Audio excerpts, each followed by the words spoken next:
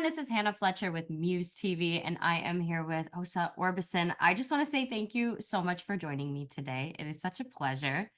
I love For your having outfit. I me. think you're so gorgeous. Yes, Oh, thank you're so you. sweet. Thank you. I would love to start by asking you just about your initial journey. I think that you have such a unique story. I love the fact that you're initially from Sweden, and obviously you are married to Roy Orbison Jr. Talk to me Yeah. all about your initial love for music in the first place. I would love to learn more about where Yeah. your music stems from and how that came to be. Like you said, I grew up in Sweden in a small town with my mom and dad and my older sister. And I think musically, my parents always listened to music. They didn't particularly sing or play any instruments. I just loved music. And I loved writing lyrics. And Swedes in general are very talented musically. And we're exposed to music from other countries a lot. In Germany and other European countries, they dub a lot of music and television, and in Sweden they don't. So we learn English very early, and we're exposed to all type of music. Um, so I started playing piano when I was little. I was too little for my fingers to reach, I remember. So I kind of stopped. And then I started again when I was in seventh grade. I went to music school. And that's really when I really started to love music and helped me through a lot of the teenage years. Um, I listened to a lot of old school music, like 50s, and I actually listened to Roy Orbison. I just didn't know I who was he gonna say, was. yeah. Yeah, I remember listening to Hurtin', and it wasn't Blue Bayou. It was one of the other older songs. Anyway, I listened to a lot of 50s music, some Swedish jazz. Jazz is big in Sweden. And yeah, then life happens, it's like you have this dream of maybe becoming a pop star, but you kind of, put that away when you're when you're 16 or so. And then I was into marketing for a lot of years, for many years in my career, and it went really well. I did great, and then I run into Roy, and we fall in love, and I move over here pretty quickly. And then music kind of just came back naturally with him. And he hadn't been playing guitar for about 7 years either, because he had a shoulder injury and kind of just gave up on guitar. But then when he was stuck in my apartment in Stockholm, and I didn't watch any TV, so I didn't have any TV in my apartment. And he saw a guitar, so he started to play again. And that's really how we both got back into music. He was bored in my apartment, and I met him. Yeah. So we started to play together. Fast forward a couple of years, and we were working on a Roy Orbison album with the London Philharmonic Orchestra, Royal Philharmonic Orchestra. And I sing backup vocals, and he plays guitar. And we're working particularly on the song Blue Bayou. And since both Roy and I like jazz, we started to play around with the arrangement. And he added some minor seven chords and rearranged it. And we thought, wow, sounds good. We should do something. And that sparked the whole album that I've now released. That's on Spotify and everywhere. Yeah. I just find your story to be so fascinating. I love the idea of like a couple of things stood out to me. The first thing is the idea that when you were a teenager, that's what you turned to. I think that that's very admirable. I think the teenage years are hard for everybody, and I think Yeah. everybody has their way of getting through. But the Mhm. fact that you really channeled music as an outlet, and I love Yeah. that. I love that. I Obviously, remember that the tougher kids, they go out and maybe smoke on the break, like stuff.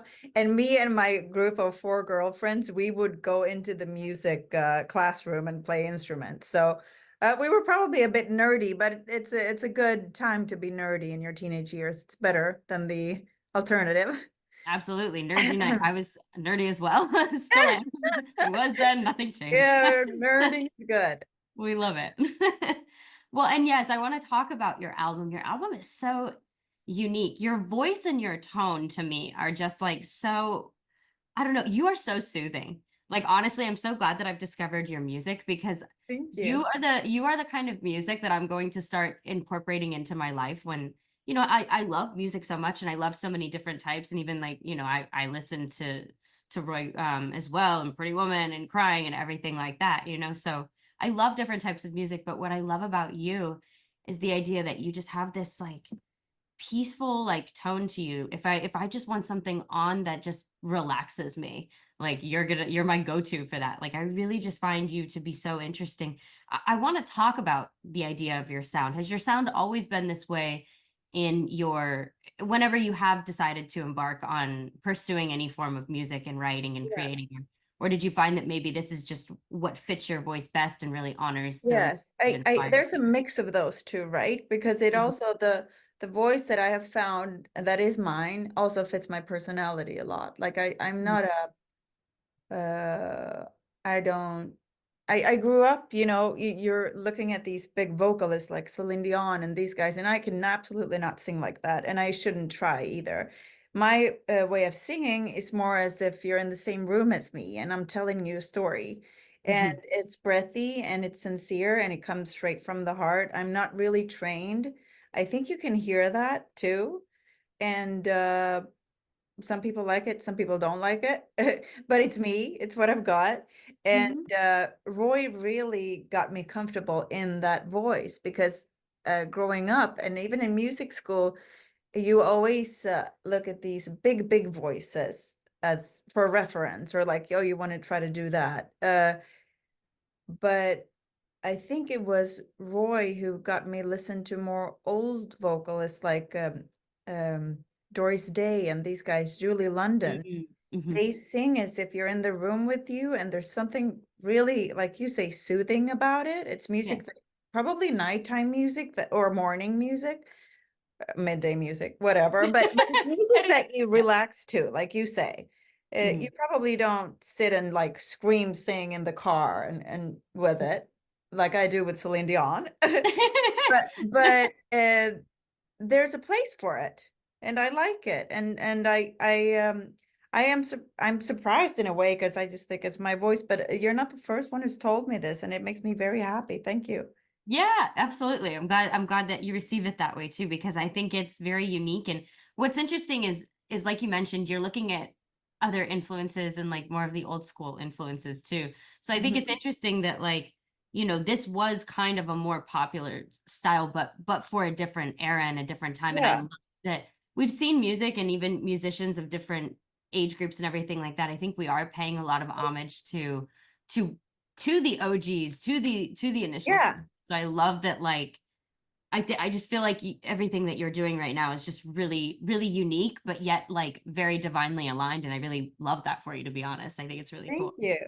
Absolutely. You recorded in Nashville. You recorded in a Uh-huh. very iconic studio. Talk to me all about this and the development of this album and what the process looked like for you guys. It's partly recorded in Roy's studio, my husband, Roy Orbison Jr., Pretty Woman studio, Yes. which is just our home studio, really. But That's it's so cool. really cool. Yeah, it's Yeah. really cool. We were also in a studio called Cinderella Studios, and Okay. that is Wayne Moss's own studio. He is probably one of the most recorded guitarists, studio guitarist, musician in the world. He has recorded thousands of songs. He came up with the guitar riff for Jolene, ba-da-bum, bum, bum, bum. That's him. Oh He my played, gosh, I yeah, love I that. know. Is that crazy? That's He played amazing. with Roy Orbison, of course. He plays on the original recording of Pretty Woman. Hmm. And we were in Nashville, like I said, working on this album, just coming up with it. And Roy goes, "We need to phone Wayne Moss." And I go, "Really?" It's like with this. Yeah, sure. Okay. And he's such a gentleman. And it's really a beautiful way to reconnect with these people that Roy has a relationship with too. And I get to know so much about my father-in-law by working with these guys. So Hmm. it's Wayne Moss, and that studio is probably the oldest music studio in Nashville. A Wow. lot of it is recorded on tape, which means, I don't know technically too much about what it means, but I know that it's real. It's going to sound That's great really on a cool. vinyl. There's no Yeah. tune or anything like that, which Mm. gives it kind of an old soundish, Hmm. you may. So when we're over at Wayne Moss's studio, we phoned Charlie McCoy, who's like the harmonica guy in the world. He played with Roy Orbison too. And you know, he's the greatest harmonica player in the world. And we phone him in and he comes to play. And it's just like a great reunion of all these people that worked with Roy Orbison. Wow. And for me, it was super special to hear all these stories. It's always wonderful to hear. And for Roy, my husband, it's his old friends, you know. And to be in the studio with these guys, it's really an honor and so super cool. We also phoned up Jim Horn, who's a saxophone player. He played the saxophone solo on Blue Bayou, and you know, he did Got My Mind Set on You for George Harrison. Oh my God. Okay. I was gonna say when you knew Yeah. his name, I'm like, I know I've heard of it before, Yeah, he but I played with the couldn't remember. Traveling Wilburys. He Oh, played with Tina Turner, everyone. Yeah, these guys are really, we got top musicians on this album, and you can hear that.